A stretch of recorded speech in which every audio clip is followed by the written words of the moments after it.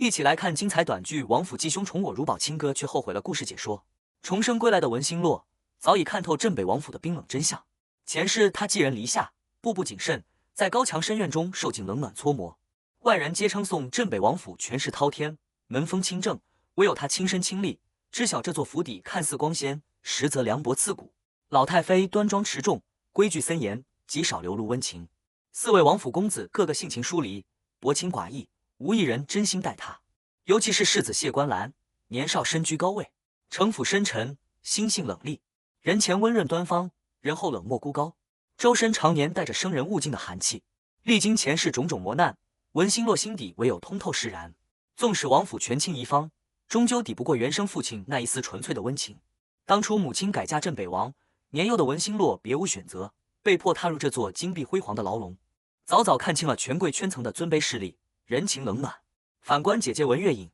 自负虚荣，心气骄纵，笃定文家只是暂时落魄，扬言3年之内便能扶摇直上，自己终将凭借才情跻身顶层，成为人人艳羡的太子妃。看着姐姐盲目自负，眼高于顶的模样，重生的文星洛只剩默然唏嘘。他心知肚明，没了自己前世倾尽所有的帮扶铺路，文家难有起色。偏心寡情的3位兄长终究难成大器。沉浸在前世的回忆中怅惘失神，贴身奴婢的轻声禀报将文星洛拉回现实。老太妃等候多时，特意传召他入殿相见。这是母亲嫁入王府2日来，老太妃首次主动召见他。此前文月影再三叮嘱，老太妃性情刻薄，规矩严苛，极难相处。入府后必须处处讨好，谨小慎微。可此刻沉静的氛围，让文星洛生出与前世截然不同的预感，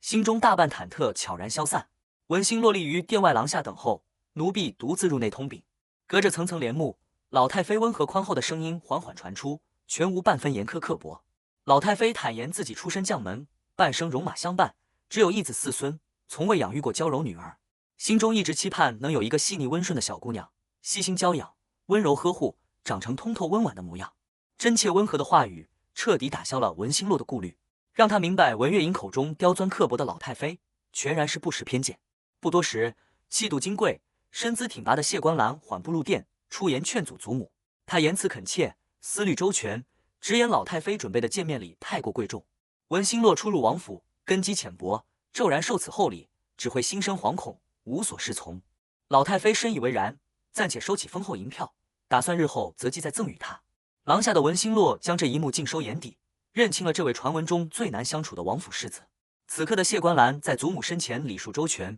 温良恭谨，尽显世家嫡子的端方气度。老太妃看着乖巧伫立的文星洛，郑重叮嘱谢观澜，她如今便是王府幼妹，往后需尽心照拂，宽厚善待。谢观澜躬身应下，称长兄护妹本是分内之责，随即以公务繁忙为由从容告退。文星洛望着他离去的背影，躬身行礼，轻声唤道：“阿兄万福。”方才温润谦和的谢观澜闻声瞬间变脸，周身暖意尽数褪去，语气冷硬疏离，当众纠正他的称呼。文、谢两姓各异，血脉无关，王府之中从未有他这个妹妹，无需刻意亲近。极致的反差将他骨子里的冷漠凉薄展现得淋漓尽致。看着他决绝离去的背影，文星洛彻底释然。他早已看透症结所在，老太妃心存善意，待人宽厚，但王府4子始终无法接纳他的母亲成为王府后母，连带对寄人篱下的自己满心抵触。前世半生的搓磨让他早已看淡人心冷暖，从不奢求一朝一夕的接纳，坦然接受这份与生俱来的隔阂与疏离。整理好情绪，文星洛从容入殿行礼请安。老太妃见他进退有度，安分乖巧，心生喜爱，特意为他准备了一对成色上乘、做工精巧的金镯，寓意安稳顺遂，让贴身老嬷嬷亲自为他戴上。触碰到金镯的温润质感，前世记忆翻涌而来。文月影素来清高矫情，比弃黄金俗气，偏爱玉石清雅，还时常嘲讽将门之人毫无审美，粗鄙无知。可唯有文星洛知晓，前世卑微隐忍的他，直至凄惨落幕，都未曾拥有一件像样的首饰。姐姐弃如敝履的寻常金饰，却是他前世求而不得的珍宝。重生一世，心境已然蜕变，旁人厌弃的他尽数珍惜，旁人诟病的良善他始终坚守。面对老太妃温柔的问询，文星洛真诚应答，满心真实。见他懂事通透，不骄不躁，老太妃愈发疼爱，随即道出召见的真正缘由，有意举荐他入读西南第一学府白鹤书院，潜心修学，丰盈自身，立足立身。前世画面骤然浮现，文月隐毕生渴求白鹤书院的求学资格，却无半分真才实学，哪怕只求婢女旁听的低微资格，也屡屡被人嘲讽愚钝木讷，资质平庸，不配涉足治学雅地，沦为全城笑柄。而今这份姐姐求而不得的机缘，轻易落在了自己手中。文星洛郑重叩首，由衷感谢老太妃的提携栽培。老太妃笑着让他改口唤自己祖母，宽慰他无需拘谨身份。这一刻，文星洛暗立誓言，此生定要勤勉苦读，潜心治学，以学识逆袭改命，彻底摆脱前世卑微凄惨的宿命。为护他周全，老太妃特意安排王府兄长每日亲自接送他上下学，免去他出入书院的诸多不便。文星落入读白鹤书院的消息很快传遍荣城，成为世家子弟热议的焦点。众人皆艳羡他福运滔天，出入王府便得老太妃偏爱，更有世子亲自接送，殊荣罕见。人人称颂谢观澜年少有为，战功赫赫，品性端方，是京中无数名门贵女倾心的良人。可殊荣之下，非议接踵而至。入学后，文星洛昼夜苦读，丝毫不敢懈怠，却依旧难逃同窗的排挤与嘲讽。众人私下议论他根基薄弱，资质平庸，学识远不及寒门学子，笃定他此次书院大考必定稳居倒数，只会凭借王府身份免受责罚。科考成绩公布，文星洛果然位列全院末席，瞬间沦为全城笑柄。镇北王府的新晋妓女寒窗苦读却垫底收场，流言蜚语四起，无数人围观嘲讽，肆意取笑他的窘迫处境。就在众人肆意起哄施压之际，王府四公子谢石安挺身而出，厉声制止众人的恶意戏谑。他温柔安抚文星洛，不必因一次失利自我内耗，闲言碎语无需放在心上。若回府后父王追责，他必定全力为他撑腰护短。这番维护却让周遭学子愈发吐槽文星洛娇气矫情，不堪一击。望着眼前热忱纯粹、意气风发的谢石安，文星洛心绪翻涌。他清晰记得前世宿命，这位弓马娴熟、前程似锦的少年，不久后会因金月斋酒楼坍塌，被坠落的横梁砸断双腿，彻底断送前程。自此他颓废消沉，饱受病痛折磨，余生黯淡无光，还屡屡被文月隐当作笑柄肆意羞辱。重生归来，文星洛早已下定决心，拼死也要护住这份纯粹的善意，帮他躲过这场致命劫难。回府之后，结果出乎所有人意料。镇北王深知他初入新环境，根基未稳，应试生疏，对他的垫底成绩格外宽容，未曾半句苛责。反观成绩大幅退步的谢石安，反倒被当众严厉训斥。谢石安心生满腹委屈，不解妹妹垫底安然无事，自己仅是成绩退步便惨遭责罚，满心愤愤不平。老太妃偶然发现文星洛从未佩戴自己赏赐的金镯，便温柔问询缘由。文星洛恭敬得体，从容解释金镯贵重，寓意深重，自己日常求学奔波，唯恐不慎遗失，辜负长辈厚爱，故而精心珍藏，妥善保管。这番通透懂事的应答，让老太妃愈发疼爱。她温柔宽慰文星洛无需拘谨谦卑，首饰只是心意，不必过分紧绷在意。随后取出自己珍藏数十年的贴身陪嫁规格物件，尽数赠与他，补足他入府后的一应所需。一旁的谢石安心生不平，当众向老太妃直言抗议，不解文星洛科考垫底，毫无建树，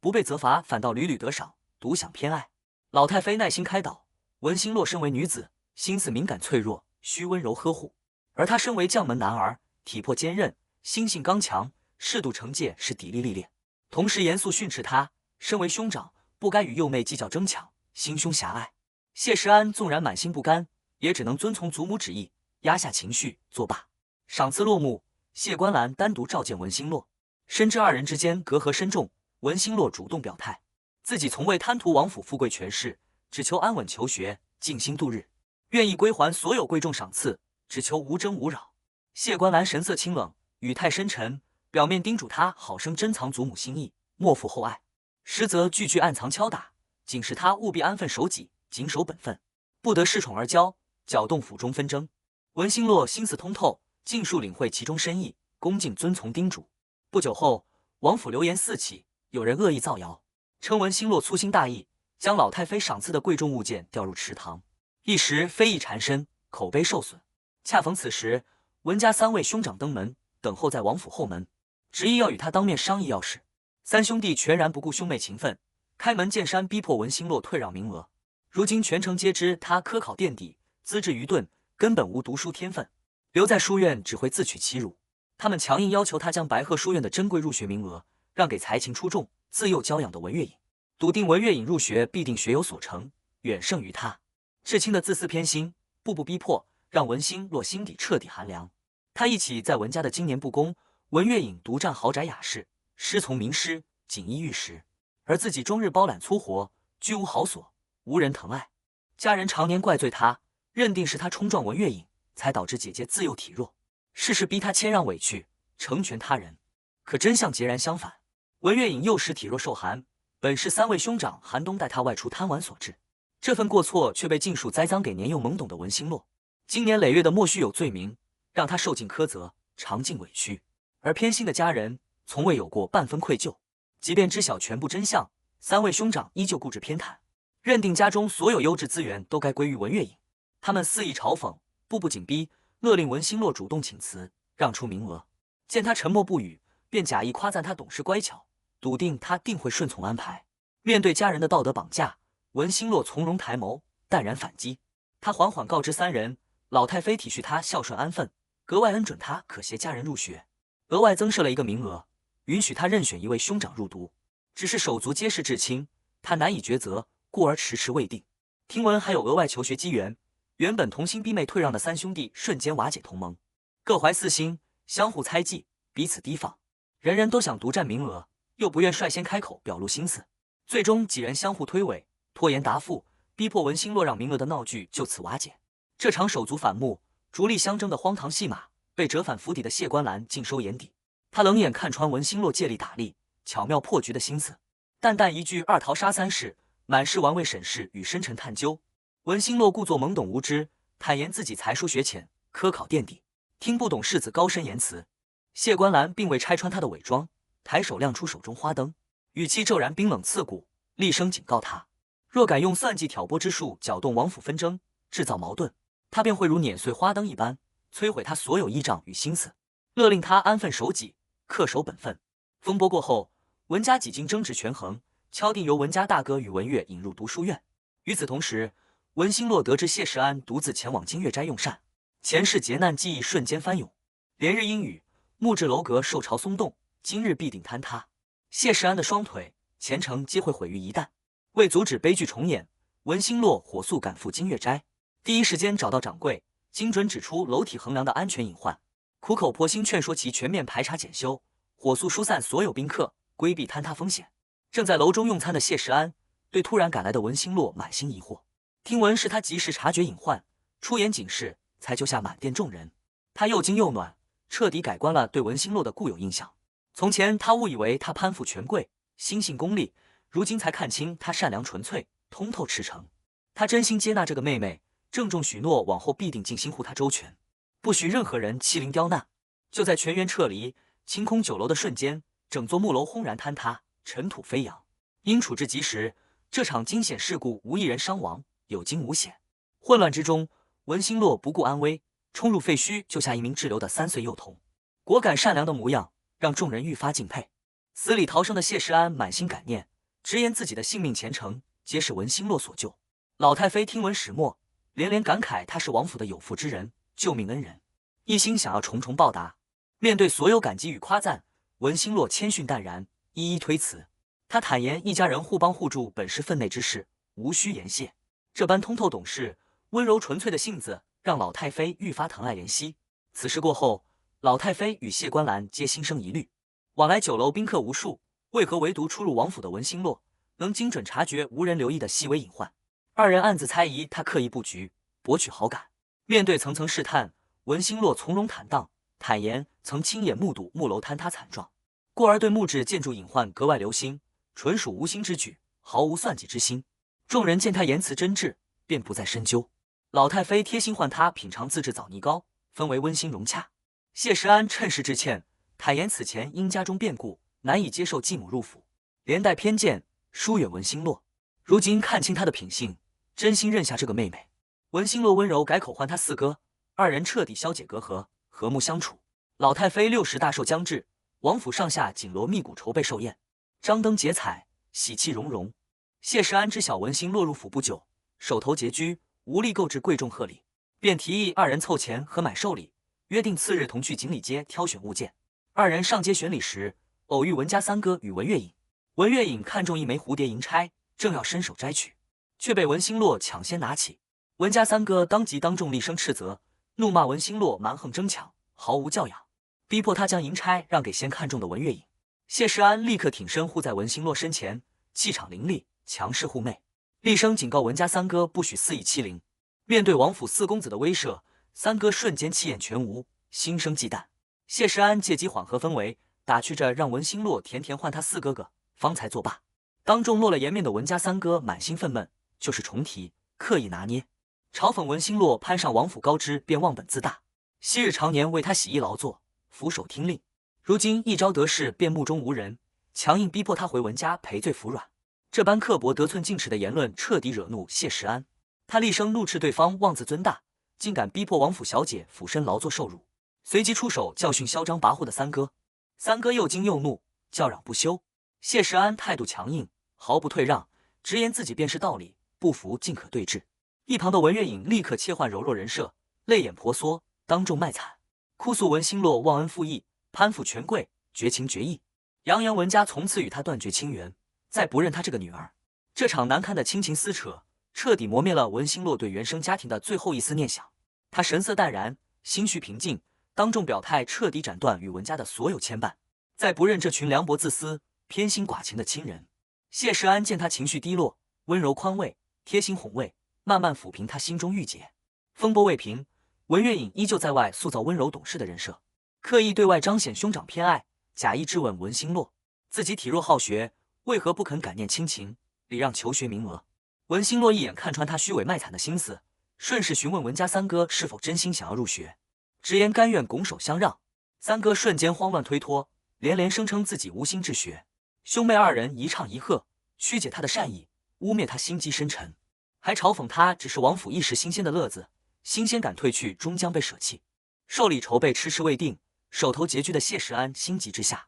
提议寿宴登台舞狮助兴，陪文兴洛一同上场，以心意弥补李清的缺憾。文兴洛早已想好周全对策，温柔劝阻他无需破费操劳。他虽不擅长花鸟刺绣，却精通绣字技艺，打算请名家撰写贺寿吉词，亲手绣制在屏风之上，打造独一无二、心意赤诚的专属贺礼，远比贵重物件更显真挚。谢世安大喜，随即带他前往王府书斋挑选名家书法绣稿。在书斋选字时，谢世安指着谢观澜的亲笔字迹调侃，说文兴洛驻足观望，定然倾心大哥笔墨。文兴洛当即否认，直言谢观澜字迹生硬冷硬，毫无气韵，和他本人一般冷漠别扭，令人不喜。话音刚落，谢观澜清冷的嗓音骤然从身后响起，将对话尽数入耳。他语气戏谑刁难，反问文兴洛既然嫌弃自己的字迹与人品，频频驻足观望，想必是期盼自己亲自为他书写贺词。文兴洛瞬间窘迫难堪，连忙开口解释，慌忙致歉。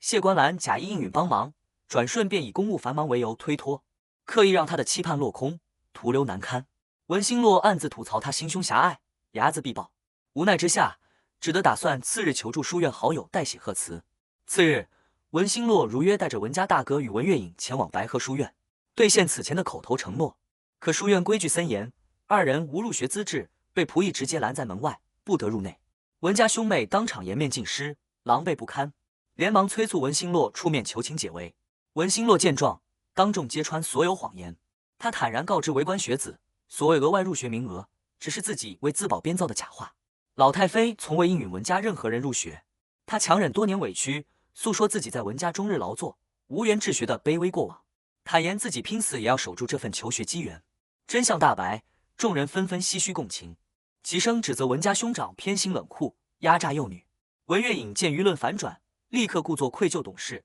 包揽所有过错，还假意提议让母亲求取正规名额，试图挽回颜面，扭转局势。名额风波平息后，谢观澜假意致歉，推脱此前不肯提笔相助是自认笔墨粗浅，怕贻笑大方。而愚昧偏执的文家大哥竟误以为文兴洛心系自己，暗中筹备生辰贺礼，还居高临下叮嘱他往后读书必须谦让文月影，不许成绩超越姐姐。文兴洛心底只剩冰冷嗤笑，前世的他事事退让，无限成全，换来满身伤痕，凄惨落幕。重生一世，他彻底看透文家凉薄本性，再也不会委屈自己，妥协退让，只为自己而活，向阳而生。不久后，文家大哥生辰宴举办，谢世安知晓他因原生家庭诸事郁结烦闷，特意带他外出散心解闷。旁人见状暗自嘲讽他眼界狭隘，些许吃食便能被收买。文兴洛全然置之不理，他亲手打磨2支毛笔，分别赠与文家大哥与谢石安。质朴手作承载最纯粹的心意，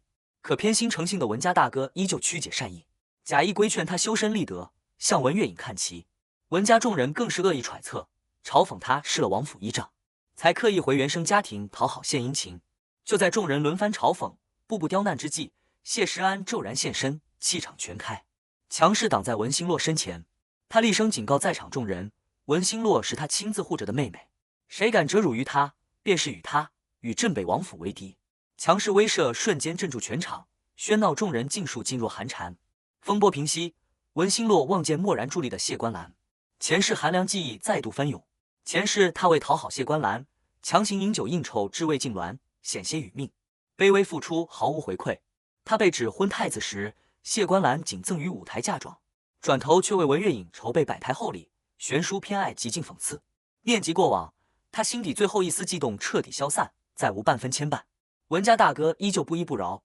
强硬要求文兴洛为当众让他丢脸之事道歉，固执认为男子颜面至高无上。文兴洛不卑不亢，字句铿锵，直言男儿颜面靠自身拼搏剑术，绝非依靠女子退让成全，自己毫无过错，断然不会低头。说罢，他在谢石安的掩护下从容离场，潇洒离去。没能拿捏文兴洛的文家众人满心怨怼，四处造谣诋毁，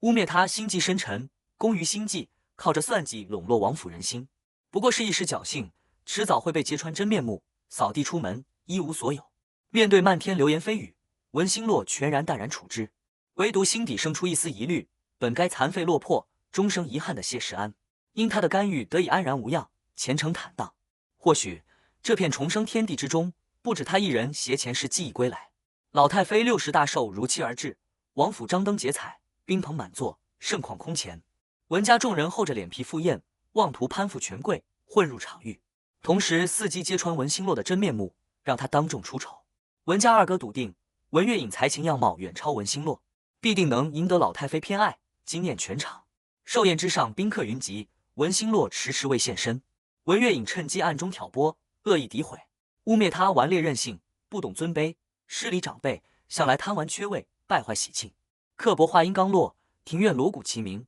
喜乐喧天。文兴洛身着飒爽服饰，带领武士队伍惊艳登场，灵动娴熟的表演，吉祥顺遂的贺寿祝词，瞬间点燃全场氛围，俘获所有宾客目光。满堂权贵交口称赞，老太妃喜笑颜开，满心欣慰，直言这是整场寿宴最出彩、最暖心的节目。看着万众瞩目的文兴洛，文月隐一行人满心嫉妒，不甘酸涩。文家二哥低声撺掇，贬低武士表演粗鄙俗气，催促文月隐登台献舞，凭借雅致舞姿碾压文兴洛的风头，尽显名门气度。被强行推上台的文月隐进退两难，硬着头皮献舞。可他心态失衡，心绪慌乱，满心嫉妒，舞姿僵硬错乱，漏洞百出，彻底失了往日温婉姿态。一曲落幕，他当众失态落泪，泪眼婆娑，阴郁丧气的模样引得宾客纷纷议论，直言他无端落泪，败坏寿宴喜气，太过失礼。文家众人尽数将过错归咎文兴洛，指责是他争抢风头，